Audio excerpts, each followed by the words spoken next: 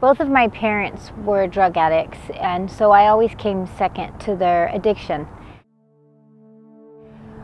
I always wanted to feel loved when I came home from school, when I went to school. I wanted to be more important to them than what the drug that they were always chasing, and I never was. We were always a burden on them. My parents never wanted to come home to my sisters and I. I found drugs when I was 14 that numbed all of that pain. Meth is what took control of my life completely. I was no longer allowed could not keep jobs, I could not keep relationships. I became someone who was in and out of jail. I always had wanted a different life for myself than what I had watched my parents have, with the fighting and the violence that went on in my home. I had become that same person.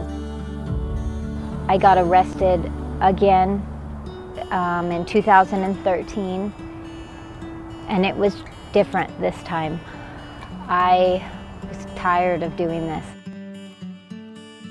My aunt went to a Teen Challenge barbecue and listened to a testimony and prayed that my sister and I would find a program like Teen Challenge. 2 years later, I called her and told her I need help. And she called Teen Challenge LA, and I came through the doors of Teen Challenge LA.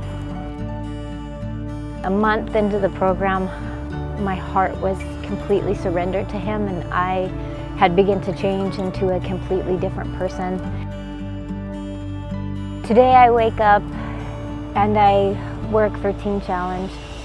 I live in a cute little 2-bedroom house, which I know will be there every night. That is where I will sleep. I live with a roommate who loves everything about me, the good and the bad, who prays with me, who encourages me. I get up every day and I go to a beautiful job that I love, that I enjoy, where I get to encourage other women.